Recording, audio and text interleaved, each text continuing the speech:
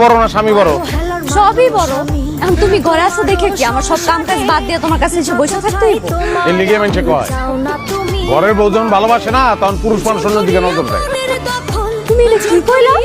আমি তোমার ভালোবাসি না। না বাসো না, আমার দিকে তোমার কোনো খেয়ালই নেই। সবসময় খালি কাম খাই, টিভি দেখা, নাহলে মোবাইল চালানি, এগুলোর দিকে খেয়াল তোমার।